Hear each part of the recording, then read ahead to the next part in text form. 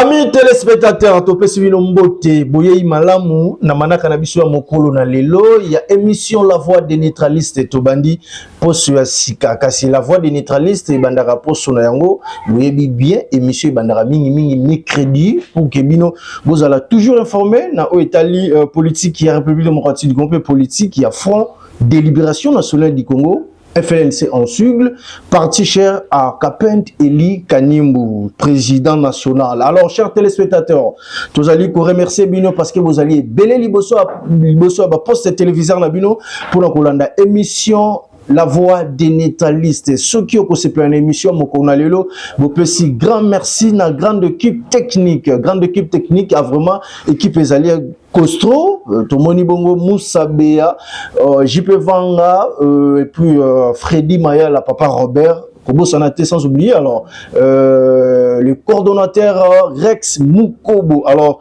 merci, notre présence il y a chargé, il y a AG, administrateur, il y a Front de Libération nationale du Congo, le papa de Dianzen Zazaliwana. Merci, na bino nyon sobozali liboso, il y a ma poste téléviseur na bino pour na kolanda émission Yamokolo Nalelo. Nous allons parler, alors Boye Bibino sorti, il y a gouvernement, ou Kobima na Mikolo Utikoleka. Mokolo ya vendredi le 8 gouvernement ibima qui appréciation il y a Front de Libération nationale du Congo ezali nini ezali kolobama na kati ya politique il y a FLNC sur il y a mise en place il y a sorti il y a gouvernement il y a soumis noadé nini FLNC ezali ko penser pour le moment parce que tozila qui ba résolution il y a conférence nationale souveraine et se mettre en place car si tu comme on nouveau gouvernement il y a Mama Souminoa D et Utikobima nini o FLNC et Koloba namoko na lelo tozali namona mboka Samuel Luka zali cadre jeune na kati ya FLNC nini oyo et Kobima na kati ya monoko na ye serrez vos ceintures. Alors chers téléspectateurs, bo s'abonner massivement na chaîne abiso YouTube tobengi Bolingo ya Mboka Congo nde kuna bokozwa molai ya basango ya Front de Libération nationale du Congo compris, il y a République démocratique du Congo. Moi, Mboka Samuel Luka Topesio Mbote. Mbote ndeko journaliste to sepeli mingi ndenge boyambi biso lisusu na plateau na bino. Esengo kokuta na bino mokona lelo. Boni santé ya jeunesse ya FLNC et puis santé politique il y a Front de Libération nationale du Congo bazali komitu na mawe koti tonini.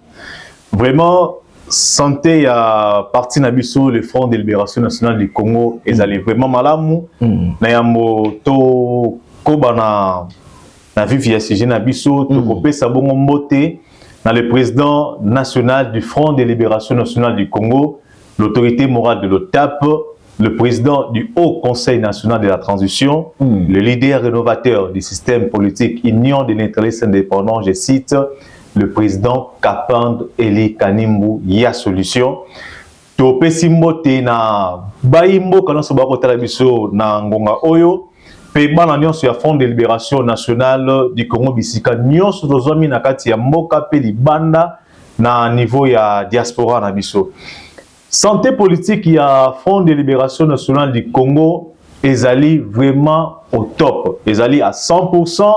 L'activité ya parti na biso ezali vraiment kitoko touti ko silisa touti ko clôturer moi na biso ya dim nous allons qui le 31 juillet baimbo kanyoso na bana nyonso ya Front de Libération nationale du Congo nous allons qui na kati ya siège na biso na joli site na quartier Mitendi nous allons qui autour ya président na biso pour na ko clôturer moi ya dim toko profiter pe na caméra na bino pour na ko komisa remerciement encouragement il y a président national du parti pour na bandeko nyonso bautaki na ba province bautaki na diaspora na Europe na États-Unis na Asie partout cette année to bataki vraiment ba record nyonso to yamaki tellement population ebele na kasi ya siège na biso pour na clôturer dim et le président national profitant aussi de cette masse au bautaki libanda. Le président a profité juste après la clôture Yadim pour couper sa nouvelle orientation pour la bonne marche ya parti Nabiso. Nayango, le président Alobi Nabayi Mokanyonso. Balanyonso la Front de Libération nationale du Congo. Namikolo et Koya, direction nationale à niveau jolicite et continue la délégation Mokoya Mounene et comme ça la tournée dans la province pour mobiliser encore la base nabiso na yango to moni na niveau ya Congo central. Il y a une délégation de Tokolobaboy, il y a des jeunes, il y a Front de libération nationale du Congo, et Kamami Bongo, on a les chargés d'affaires Petit et Capen, Azakuna une grande délégation, Bazako mobilisé, à niveau ya Congo central, Babandi na Mwanda, Bakokita na Boma, pe Bakosuki na Kasangolo. À niveau ya activité, il y a parti également. Bana Nyon sur le Front de libération nationale du Congo, Mbela et Pesameli Biso le 30 août, Ozakoya, Biso Nyon sur Tukutama, na Kati, il y a siège national à Biso, Bomeme Sanonenge Zalaka pour la mobilisation financière. Parce que Biso na Kati, il y a Front de libération nationale du Congo, Mongo, Makamu Nyon sur Tosalaka. L'activité na Biso Nyon sur Ezalaka financée et pas il y a des membres. Très bien. To sengaka te to kende ko s'endetter au banque mondiale te biso moko nde to contribuaka panier zalaka wana oye na 1000 francs au tie oye na 2000 francs au tie oye na $10,000 na yo tie pour na bonne marche ya parti na biso. Samuel Luka, jeune nakati ya FLNC, richement bien habillé, alors mon cher ami. Bon mesano mokonzi na biso mutalaki biso Alex Minogolata. Très bien. Bon. Biso doza ba jeno toza komema mon pepe asika na mboka na biso. Fotoza l'exemplaire na nyonso. Toza ba jeune mais responsabilité auto kozwa vis-à-vis ya ba imboka et ko privé biso na ba maramusus. Oza jeune mais olingo sala eloko boye motali il faut oza l'exemplaire. Na yango toza na sima ya le président Capen de l'Ekanim, il faut doser la ndenge yazali. Qui a volé la phare de notre président Félix Antoine Tshisekedi Tshilombo lors des mises en place du gouvernement Sumino D. Alors, tout sur le labongo masolo na biso na mwana mboka Samuel Luka. Mwana mboka Samuel Luka, est-ce que la kati ya gouvernement Sumino D ils en a ba mérite to ils en a ba biloko o to robenga ba compte à rendre. Moi, la moka, boyebi, etikali na 2 ans pour que le président Félix Antoine Tshilombo Tshisekedi a kokisa 10 ans. Très bien. Depuis a coup d'un pouvoir. À un deuxième mandat, na etikali 2 ans pour kokisa 10 ans. Moi, la moka, population, au baza témoin, il y a maïman sur les collègues, on est bako jugé, on est moutou. Bakopé sa point de vue na bango sur bilan na ye sur maramnyo soit sali. Mais si quand on a Sabino Boy, est-ce que sortir un gouvernement il y a maman Simino à 2 Simino à 2. Est-ce que c'est là qui est vraiment important? Est-ce que moko na biso na crise auto ko traverser le remaniement ou soit des changements de gouvernement et c'est là qui est vraiment une priorité? Bon, si vous avez la fièvre, si vous avez traité fièvre, on met à côté. Pourquoi? Parce que fièvre est un symptôme de la maladie. Il ne faut pas seulement s'attaquer à la fièvre, c'est un paracétamol, il faut s'attaquer à la maladie. On comprend. Il faut s'attaquer à la maladie. Et la maladie qui nous dérange actuellement, est l'insécurité, est la crise sociale, et la crise économique, et la corruption, et tout. Donc, nous avons traversé une crise multidimensionnelle, multisectorielle. Le gouvernement, d'ailleurs, il y a un changement gouvernemental. Ce sont les mêmes figures qu'on va reconduire. Ce n'était pas une priorité pour que le gouvernement à cet instant ici. Tout le monde a dit qu'on a Israël, tant Israël qui a attaqué. Le premier ministre a dit au gouvernement il y a crise. Mais où est le gouvernement il y a crise? Ils nous ont parlé dans le gouvernement il y a union nationale. Où est le gouvernement il y a union nationale? Très bien. Donc, monsieur le conseiller en matière de sécurité à président de la République, Alexandre Netin Pamba. Na ba consultation. Na ba consultation salaki. Alexandre Pamba gouvernement est pour rien. Et aboutir et puis combien de personnes? Le président nous a promis que va réduire le nombre de ministres de la jeunesse et l'ombre de 54 et commune à 53. Ils n'ont rien fait. Balongoli il y a balongoli ya nini ya jeunesse. J'ai été à jeunesse. Maman Noëlla? Non, balongoli ministère mosusu. Balongoli ministère ya recherche scientifique. Scientifique, très bien. Mais babaki si. Imaginez-vous Namboka na biso. Toza en agression. Toza en pleine guerre. Mais Moutako comme ministère de la défense Mboka na biso, c'est un infirmier. Likolo nango bayeko bakisa ye ministre près du ministre de la défense, un journaliste.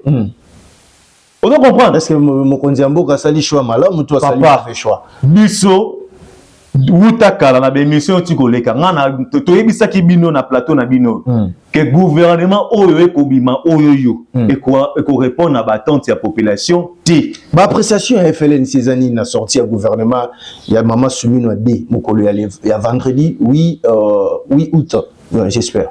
Oui, appréciation ya FLNC biso to kotikala toujours na lignée na biso tolobi boy ce n'est ni les accords ni le deal politique, ni les accords commerciaux, ni même la tractation au Salema, ni même l'actuel gouvernement n'est coupé sa solution aux populations à causer là.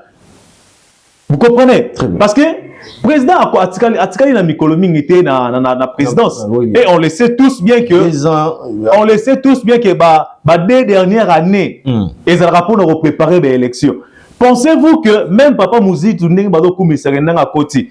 Pensez-vous qu'il a changé maram? Mais ce que mon amour, ce que tu as bien kozongi sa Papa Mouzi tu n'as kati ya gouvernement. Ezali li baku moko malamu pour na stabiliser taux d'échange ya République démocratique du Congo mboka ezali ko kena ko kufa mon amour. Taux d'échange papa.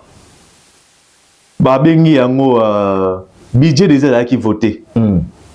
Nyonso déjà oyo gouvernement a en place hier omoni maramba oya a refanda tant na remise et reprise au Salema ba ko pesa ye oyo déjà Salema a ko assurer juste continuité à maramba. Pensez-vous que ndenge ba ko ya bongo a rozana possibilité na ko changer maramba? Jamais. Le budget a été voté. Nyonso hier azaka ko kumba ya lokola mutu akufi yo ba tie wana osala nini o assurer ba affaire courante. Bakosala eloko mokote na yango biso tokoloba na bayimboka bwena bakonzi na biso. Le Front de libération nationale du Congo à travers son président le patriarche Kapande Lekanem atalaki musika wuta exil azalaka na dango ya kala na mboka ya Angola alobaki mboka na biso pona to bima na crise pona ko sauver mboka na biso il faut to zonga na réouverture ya conférence nationale souveraine.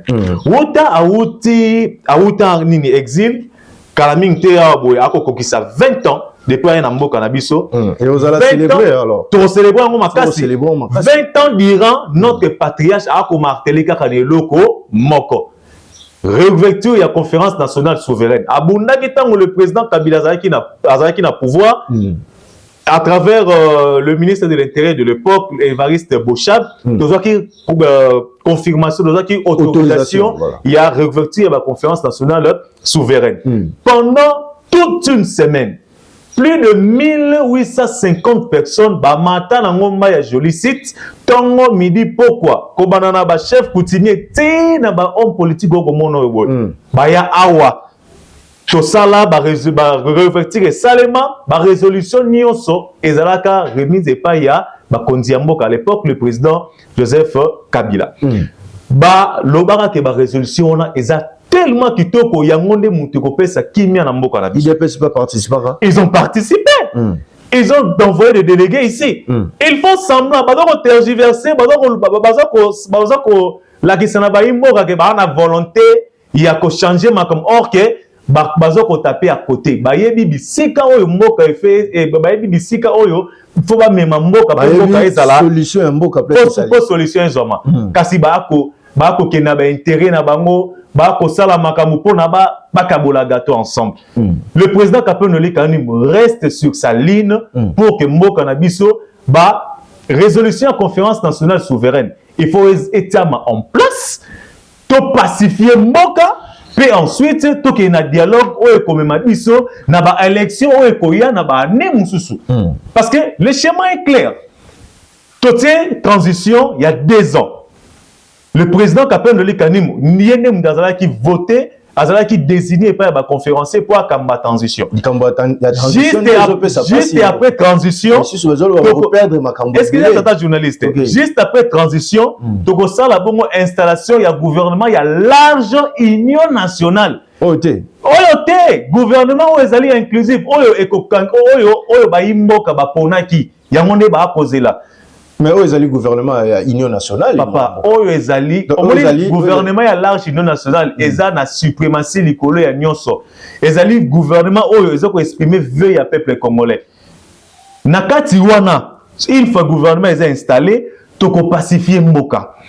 Il faut aussi les foyer de tension sur ça partout insécurité fait si là bayi oyo bakangi goma na biso bayi oyo bazad ba mobondo na niveau ya Congo central il faut qu'on pacifier batona nyonso ba si là ba limwa ndete ko kene bongo na dialogue wana to loba na ba vérité entre biso dialogue wana ba congolais ba ko fanda autour d'une même table intérêt na biso et kozala boy moko Koboya, balkanisation ya mboka na biso, intérêt commun na biso ezali population na biso et c'est là. Yango moni, même pas putain mayaki na mboko boy. Alobaki makami balekaka. Communauté internationale elongo na maboko na bango ya salité na ba faire na biso ba congolais. Pe deuxièmement, bino ba congolais boy ba ke solution na bino. Et que uta libanda te et que uta kaka na kati. Pourquoi? Parce que le pape, le défunt pape François Ayebaki, azalaki au courant il y a la résolution, il y a conférence nationale souveraine au Salamaki na mois d'août 2017 na joli site. Avant. Merci mon amboka Samuel Luka, jeune na kati ya Front de Libération Nationale du Congo, gouvernement Suminoadé entre déception et attente d'un dialogue inclusif na kati ya République démocratique du Congo, mon amboka ozo mon amboka. Et banaki déjà. Et banaki pambate déjà format o ekendelaki. Format makambo. Format ya ba consultation. Ba consultation. Ezaki déjà mabé. Muto azaki non désigné pour amener ba consultation wana. Comment pensez-vous que un conseiller en matière de sécurité à président de la République va passer un mandat à consulter un premier ministre en fonction? Il va consulter le ministre en fonction, n'a gouverneur et ça m'a Le président c'est Betagi à côté. Betagi à côté et ça l'a raté. Biso, peu importe union soit que salema. Accord, dialogue, consultation n'engé salema qui même l'actuel gouvernement. Et couper sa solution durable aux populations à causer la thé. Solution oyo bana mboka ba kozela. Solution oyo ba population pe ba diaspora na biso ba kozela ba ko benga le président Kapende Likanimbu tongo midi pourquoi ezali bongo installation ya au Conseil national de la transition. Il faut que na transition pour na to pacifier mboka na biso. Non auto ke nango ezalongo tuko benga ngoni ezalongo ba distraction politique to ezali biloko mo réel yo ko sala manamboka na biso to komona to mona gouvernement Sumino Ade ezali distraction politique to komina gouvernement Sumino Ade baza ko tâtonner gouvernement Sumino Ade to ko kene même na Sumino 10 ata Sumino 20 et quoi aboutir le côté tant que le même cause vont toujours produire les mêmes effets.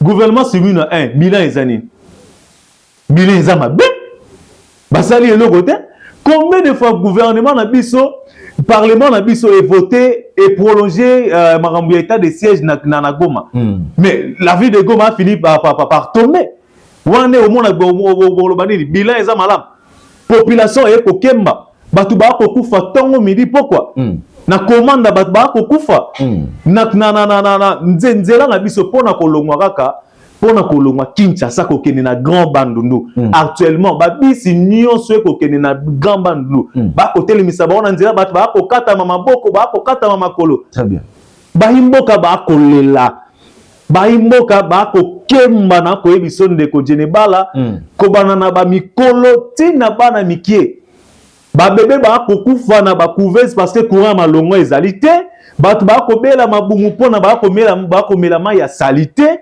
kotanga kutu n'en parlons pas correction ya ba examen d'état ekomi nango intelligence artificielle population congolaise et kolela azela nini na FLN population congolaise bakozela bongo mwana mboka kapende elika nimbu ya solution tant tokoloba boye tokoloba te omoni ndenge balobaka ke bino mpe soki boye bokozalaka ndenge moko na bino ce qui fait la différence entre le président Kapende elika nimbu na baactuel dirigeant Zanim. Le président Kapende elika nimbu a pris son temps pour diagnostiquer mboka na biso le problème profond où ils ont dérangé mboka na biso depuis 2006 tangaya depuis année uti ko lekata ngaya batuna epo ba journaliste oyuti exil oye eloko nino memeli population congolaise alors bina na mallette na kati ya mallette nazana appareil oyo eko diagnostiquer maladie nyonso oyo mboka na biso ezana yango tango bango ba ko traiter fièvre. Tant que se baser sur le traitement des symptômes de la maladie, nous avons un homme politique, nous avons une légende, nous avons un patriarche au hasard de mallette. Vous comprenez? Ça y déjà ordonnance. Ordonnance ou on sali na cabinet médical na ye et ça va résolution à CNS.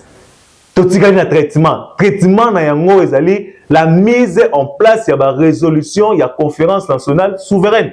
Na kati conférence wana baimboka batalaki makambo nyonso ko banana défense ko tokei na mambo ya social tokei na mambo ya diplomatie tokei na makambo ya gestion ya ba minéraux oyo ko mimela biso problème ilelo yo boye tokei na mambo éducation nous sommes allés même plus loin les conférenciers ont adopté un nouveau système politique les ali bongo union de neutralistes indépendants vous comprenez.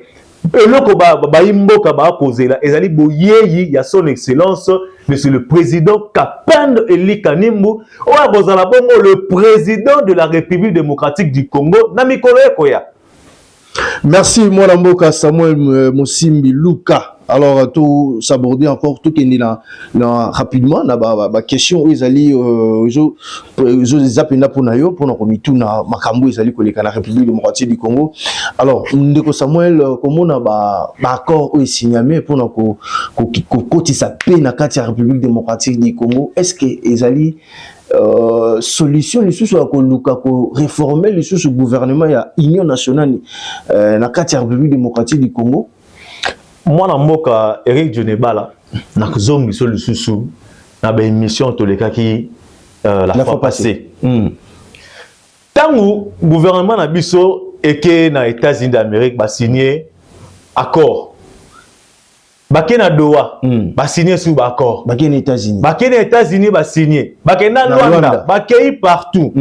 Vous savez dernièrement d'autres monde na présence ya Ukraine sous na mboka na biso. Ba Ukrainien, ba na mboka na biso, ba Russe, ba na mboka na biso, ba Rwandais, ba na mboka na biso, ba Américain, ba na mboka na biso. Trop pays ni no to tanga te. Ba Chinois ko baza na mboka na biso depuis 2009. Ba on va vendre déjà. Ba vendre déjà. Même suku ba koma ba Congolais. Ba mboka wana nyonso, ba ko luka bongo, ba intérêt na bango. Ukraine a menacé depuis donc la troisième année en Russie. Bakoluka bongo bakoma na possession ya ba métaux peut na ba matière oyo ko permettre bango ba fabriquer ba armes pour na ko sauver mboka na bango. Même ba États-Unis tango za ko ya boy. Ba ko sala bongo pour na ko ba matière précieuse oyo ba bongo ko sala parce que on moni actuellement course ezali na marambo etali nani a ko maîtriser intelligence artificielle. Parce que moto ko maîtriser ou ko za na primauté na marambo etali gestion ya ba base de données na marambo etali intelligence artificielle yende a ko dominer monde. Siko bango nyonso na bayebi ke ba matière on est na République démocratique du Congo. Yango ba ko kima mangu awa ba boy. Mais non, nous là toza mboka oyo omoni France pendant temps alobaki que l'Afrique a la forme d'un revolver dont la gâchette est placée au Congo. Très bien. Ah, qui n'a raison. Oui, c'est pour la nine. Déclenchement il y a 3e guerre mondiale. Et où t'as? Et comment t'as? Déclenchement de la 3e guerre mondiale et comment t'as pas? Pourquoi? Parce que bah pays nyoso bah kokuta ma ao bah kimeli ao boy. Maintenant biso bah pondio bah sikoyo pour na koluka solution bah lo bah que soki mutu azo ko se noyer na mai akokanga mata na nyoka mutu nyoso ako epesa biso bah loboko to ko yamba. OK, to ko se mettre aussi en danger. Pays wana ba grande puissance wana ba ba ko bunda na kati ya mboka na biso et c'est toujours la population congolaise ne kokufa na yango. Le président Kapendeli Kanimbu démarche à kosala makamwa kolandela ezanga na pona mboka na biso te ako sunga mboka na biso tango akokoma ndelenga akokoma président de la République à la mingi te mais tango ako pacifier mboka tango akotsa makamno en ordre ako éviter 3e guerre mondiale oyo. Là maintenant ako sauver non seulement la RDC et l'humanité tout entière. Alors Bouti Koloba président Kapen Kalamingi te akokoma président de la République na qualité nini moi mboka Kapendeli Kanimbu akozwa République démocratique du Congo.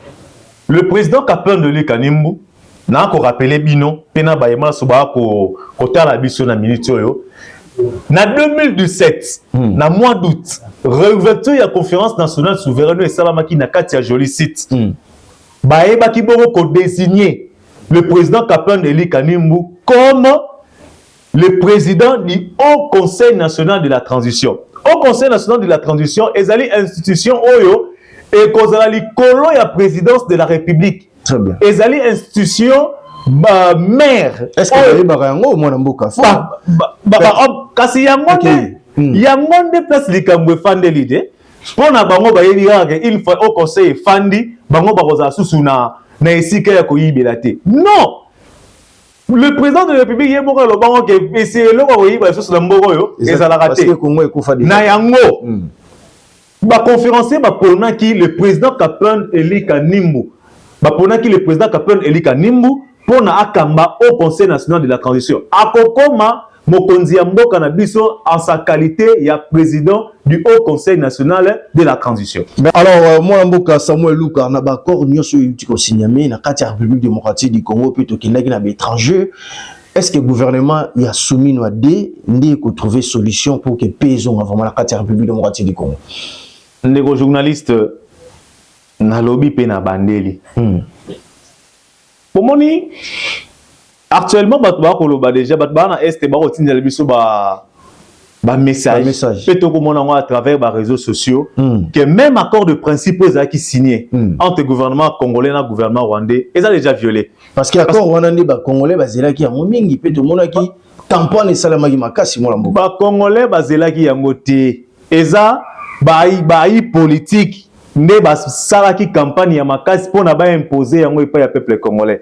Tolobaki awa que ba accord wana ekozala mort né ekopé ça ba effecté. Vous comprenez? Quelques jours juste après ba signature ya ba accord wana population eko continuer ko kufa to komona boy omoni message eko tambola boy plus de 30 militaires ba kufi 75 disparus le ba ko luka bango na ba attaque yuti ko salema population na niveau ya Goma na niveau ya Komanda ba ko kima bitumba ba ko benga son excellence Kapendeli Kanimbu. Je vous rappelle FLNC est na mama na base politique na niveau ya Goma.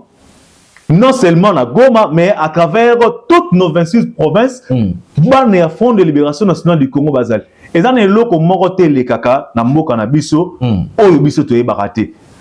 Base na biso ya Goma ba continue la biso, ba SOS ya population, ba ko déranger son excellence Kapendeli Kanimbu tongo midi. Pourquoi? Pour nini? Les gens sont allés signer les accords, oyo, ezangi mutuna makolo, ezangi ba base. Bino batu ba occuper mboka na bino. Boke signer na bango na ba accord mais nulle part na ba accord on est là qui faut pas libérer Goma.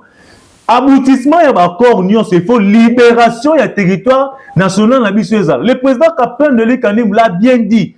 Tant qu'il sera en vie, tant qu'il sera ici en République démocratique du Congo, aucune portion de notre terre ne sera cédée aux étrangers. toke mona mboka soki totali ba résolution à conférence nationale souveraine soki nzambe asungi ki batiango en place tango ezokota de soki nzambe asungi te nzambe asunga Congo depuis kala nzambe akosunga po kota est-ce que kosilisa ba guerre oyo pena ba groupes armés oyo za na kati ya République démocratique du Congo président Kapendo Kanimbo aloba eloko moko zala na yo président na mboka mususu mais pour être le président de la République démocratique du Congo il faut être un homme expérimenté. Au moment où je vous parle, Moutoyo Azananu na makasi nanzoto. Pe Mouto a expérimenté. Mouto a une histoire politique. Il y a mot cannabiso. Pe azo ko maîtriser l'engin sécuritaire, il y a mot cannabiso. Très bien. Et ça quand le président Kapendo Kanimbo. Pourquoi? Parce que moko est dans la guerre. Il faut réponse aux à la dynamique. Pour que ça paix durable. La situation de guerre, tant que négocier pour l'année. C'est nous qui sommes agressés. Donc, négocier pour l'année. Si il y a une expérience politico-sécuritaire. N'oubliez pas que le président Kapendo Kanimbo, bien qu'à démobiliser, a Tika Sokoto, mais il fut général d'armée. Atambola ba pays belé Afrique pour na kopesa kimia botuna sango na Angola ba yebi botuna sango na ba pays voisins na biso ba yebi qui est Kapendo Kanimbo s'il est parvenu ya kopesa kimia na ba mboka oyo bana Congo ba ko envier lelo nini ko empêcher apesa kimia na mboka na emoko. Vous savez président Kapendo Kanimbo akoya na bateau magique te pona asilisa guerre na mboka na biso. Il vient avec son expérience. Il vient avec sa notoriété. Tout le monde a dit qui est avec son esprit. Avec son esprit, avec sa mission. Vous comprenez? Na expérience na ye na sima na ye. Na sima na azana d'éléments. Il a passé son temps pour former les gens. Il a passé son temps pour tailler les gens sur mesure. Ah bon? Je vous assure. Lelo neto koloba boye ba imboka ba kangadati ya lelo. Gouvernement ya large union nationale oyo le président Kapendo Kanimbo akoya na yango. Bana mboka ba kozala décité. Ba akoya ce sont les neutralistes des indépendants. Vous avez différent gouvernement ya Sumino D. Gouvernement Sumino D. Eza gouvernement yaba opportuniste. Eza gouvernement yaba to ba koti pour ba préparer ba mapona mina bango ya 2028. Ce sont des gens au ba kota la lobby. Mais biso toko président Kapendo Kanimbo akoya pona apesa kimia na ba génération nyonso ekoya na sima na biso. Vous comprenez? Au moins nga ba États-Unis d'Amérique basala ba conférence nationale souveraine na bango petit lelo we ba américain baza à l'aise. Au moins les Américains basalaka, ceux qui Américains moko aza pris en otage. Gouvernement mobimba et ko sangana pona ko libérer ye. Ce sont de telles politiques, mais président Kapendo Kanimbo akoya nango pona mboka na biso à travers l'union des neutralistes indépendants. L'article 16 de la constitution na biso elobi boye. La vie humaine est sacrée. Très bien. L'État a le droit et le devoir de la protéger. Très bien. Les noms de mboka na biso congolais kokufa comme le rôle normal. Tokola muga 30 personnes bakufi. Tokola muga bakanga église batie moto na ba bébé bakufi. Tokola muga boye batu ba bombarder maternité. Tokola ils veulent nous exterminer. Ils veulent prendre nos terres. Le président Kapendo Kanimbo Tolit bana mboka boza ne sengomaka sipe boza ne likia parce que pambate na kalamingi tabo le président Kapendo Kanimbo est à 2 pas ya ko libérer mboka na biso. Merci mon mboka Samuel Luko étant que jeune il y a FLNC, est-ce que vous allez satisfait na boutique ali ya ministre de la défense na fonction na yoana? Boutique ali ya ministre de la défense ko zala satisfait non marambo asala salinine. Ko bana na ministre kakati. Ko bana na premier ministre. Ti ko kita na ministre atala marambo ya bakanivo. Basali eloko moko te. Basali eloko moko te. Yo za satisfait na biso. Ba ko sala eloko nini parce que ministre finance ya excusez-moi les journalistes. OK. Oui, premier ministre Maman Siminwa akolanda makambo ezali dicté par le président de la République. Rapidement, mon amboka. Akolanda makambo ezali dicté par le président de la République. C'est le président. C'est l'icolo n'est un problème. Nayango président Kapendo de l'Ikanim. Ako martelé. Alors bi boti kana nous ba résolution ya revêtu ya conférence nationale souveraine et fanda.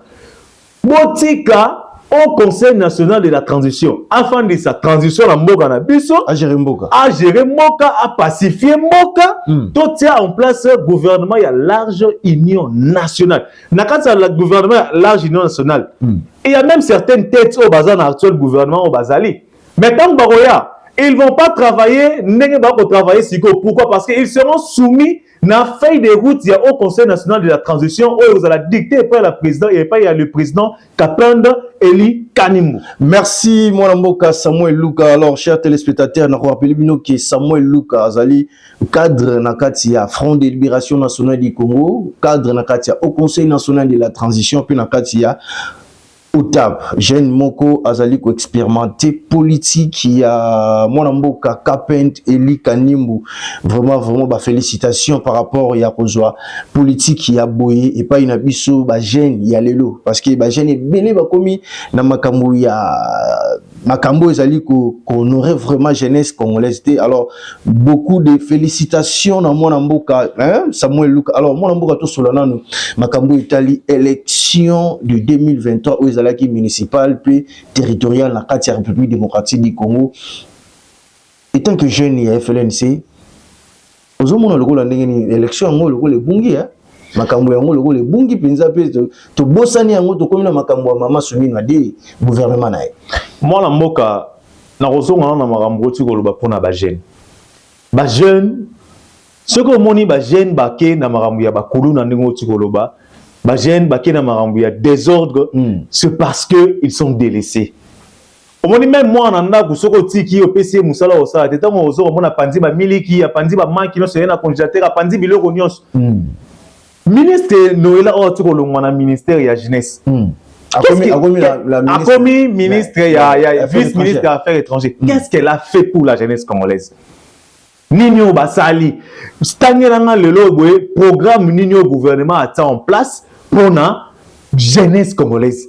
D'ailleurs le président tangazaki na campagne na loba ke ba jeune to kopé sabino misala to kopé sabino encadrement malonga.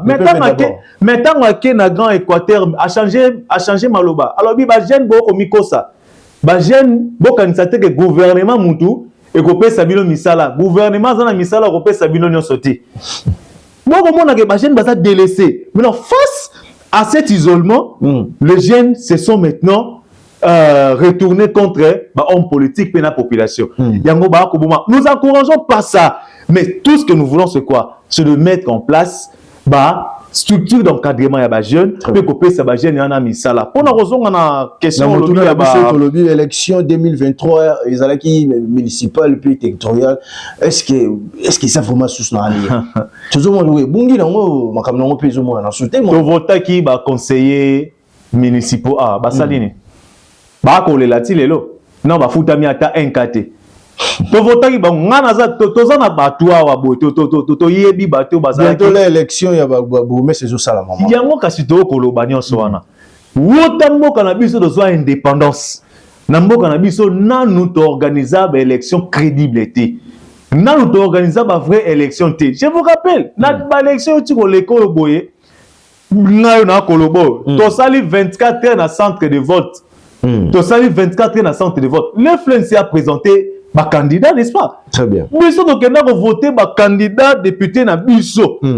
Papa, c'est sûr que la machine na ba centre de vote et yate. To ebite soki kuna batia baba na biso batia nini. Ba élection na mboka na biso ezaki ba élection moko chaotique. Ba kanga ba machine à voter na maboko ya ba candidat au monde au yebi non na funa il y a des députés qui ont été disqualifiés parce que ba kanga ba machine na maboko na bango ba député ya o ba ko ba union sacrée soki ba député ba kanga bango na ba machine et bongo le 01 machine ezaki na ndako na été le 01 a trichaté ba élection ezalaki chaotique. Voilà. Même des élections il y a élections territoriales et municipaux et qu'on changer et loko moko té. Il y a mon biso to kozo ngakaka kana manso boko na biso. Ce n'est ni les élections au Ekoya au bout. D'ailleurs, depuis longtemps, le président Kapen Nabanda Kolobake, na format actuel, na crise actuelle, l'élection est comme la biso loko moroti. Parce que nous devons pacifier d'abord le pays. Tout pacifier mon cas, tout ça au Conseil national de la transition. Azonga pour na bongo pour libérer mon cannabis. Ben élection et koya. Parce que le schéma est simple. Na bandeli susu. Installation au Conseil national de la transition. Toké na transition, le président Kapin de Likanimbu a commis mon cannabis. Toké en place le gouvernement et la large union nationale. Après on a toké na dialogue. Tant que dialogue est ko salema na sima dialogue nesko toké na l'élection oyo bana moka nyonso ba kosepela nango oyo tango mutu ako bima président de la république to ako bima député batu nyonso ba ko beta maboko batu nyonso ba ko baté a mérité vraiment. Voilà, moi mboka Samuel Luka, est-ce que nomination il y a maman Nabiso la fille, il y a ancien pasteur Kunani Coutinho, voilà. Est-ce que Bino c'est plus non parce que moi azali jeune.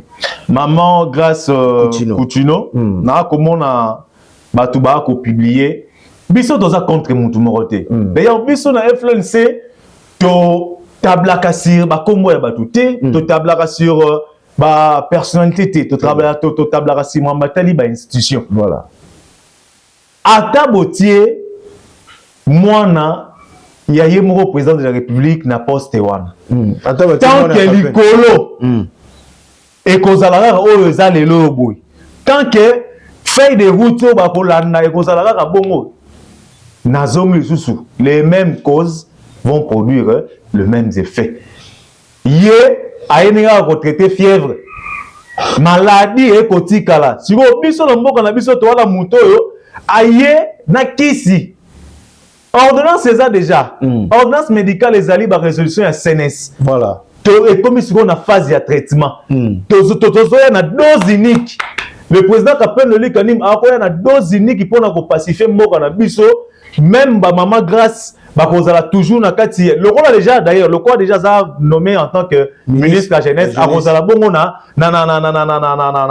na conseil na bureau oyo ko traité parce que akoma ministre honoraire akopé sa expérience na bien que Rosala ya soki il y a 2 semaines soki il y a 2 mois akopé sa expérience na ba oyo bakoya na au conseil national. Merci mon mboka Samuel Luka. Alors chers téléspectateurs to komi bongo na suka émission na biso ya mokona lelo soki o sepel l'émission bopesi grand merci na celui des cadres. Alors to pesi merci na mon mboka Samuel Luka na disponibilité à temps pour nous répondre na invitation. Il y a émission La Voix des Neutralistes. Merci Matondo Mingi pour nous présenter mon mboka. Merci beaucoup pour l'opportunité pour Bopesi Biso. Alors mot de la fin la bino pour tout va clôturer émission na mokona lelo. Aimable chers et frères, Bahimboka. Tobongisa mboka na biso. Peto tonga yango na sima il y a le président Kapende Eli Kanimbu oyo akoya na au Conseil national de la transition. Topesa ye maboko na batunaye pour notre tombola elongo mboka na biso. Je vous remercie. Merci mon mboka Samuel Luka. Alors to passer na page rose. Vous allez souhaiter joyeux anniversaire na Parfaite Kilim, très intelligente. Joyeux anniversaire, que l'Éternel Dieu te bénisse. Alors joyeux anniversaire encore na président. Il y a Fondation Manix Pende. Alors président Manix Pende, joyeux anniversaire na yo. Motama elamu nzambe ya bakisela bino ba mikolo et belé pour que tu pour avancer le sous joyeux anniversaire na Esther Mianda. Esther Mianda, joyeux anniversaire na yo. Il y a émission La Voix des Neutralistes et souhaiter bino ba joyeux anniversaire na bino. Kimi akolo nzambe e umela seko na mabuta na bino. Tokutene mikolo ezali ko ya soki Yesu Kristo azongite. Bye.